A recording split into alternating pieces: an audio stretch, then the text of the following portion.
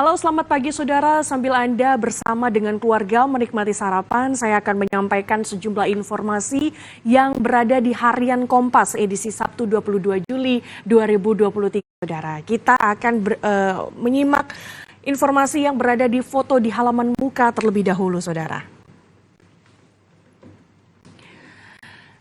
Dalam foto ini saudara ada berita foto umat Buddha yang sedang mengikuti acara Indonesia Tipitaka Canting di Taman Lumbini Kompleks Taman Wisata Candi Borobudur, Magelang, Jawa Tengah pada Jumat kemarin saudara.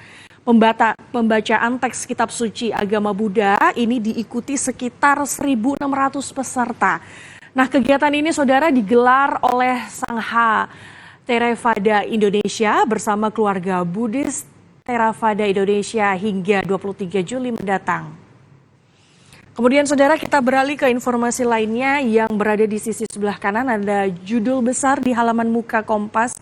Ini ada judul strategi hilirisasi perlu perbaikan.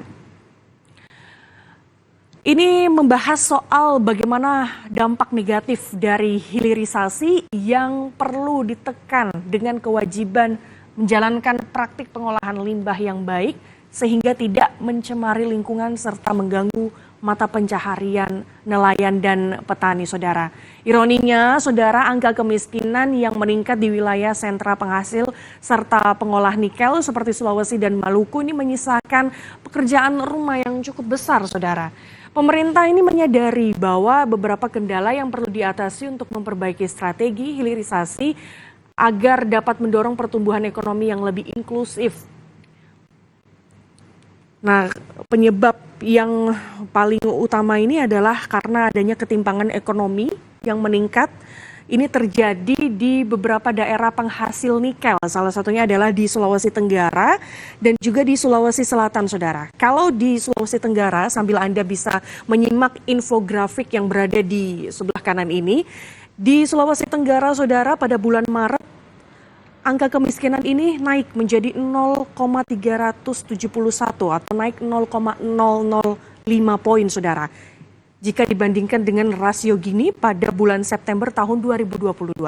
Nah, hal ini serupa juga, saudara, dengan apa yang terjadi di Sulawesi Selatan. Rasio Gini di Sulawesi Selatan itu berada di angka 0,377, naik dari 0,365 saudara.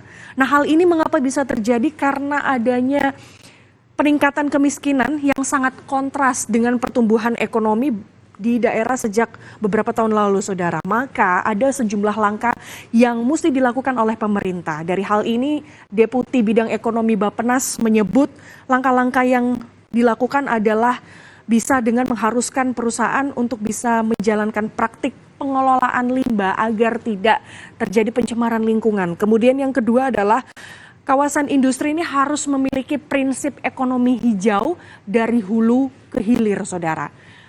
Maka masih menyambung soal strategi hilirisasi, ada juga tulisan di bagian bawah ini dari wartawan Harian Kompas Reni Sri Ayu Arman yang menyoroti masih belum mampunya sejumlah tambang maksud kami yang hadir di Sulawesi Tengah menekan angka kemiskinan di wilayah ini saudara. Contohnya pertambangan nikel yang tumbuh pesat di Sulawesi Tengah ini tidak mengubah dua sisi koin.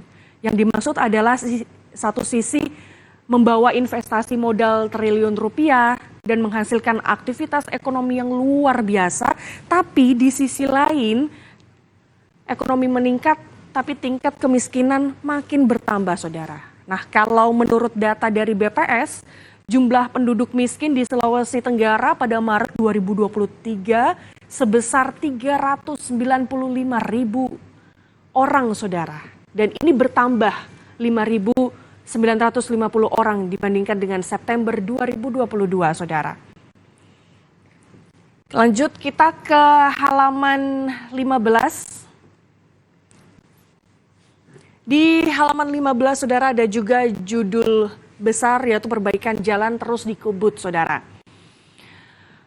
Perbaikan infrastruktur, terutama jalan raya ini masih terus dikebut. Sejumlah langkah 4.050 usulan perbaikan jalan rusak yang diajukan pemerintah daerah ini membutuhkan anggaran yang cukup besar, yaitu 109,81 triliun rupiah. Dan tidak semua usulan ini dipenuhi oleh pemerintah pusat, saudara.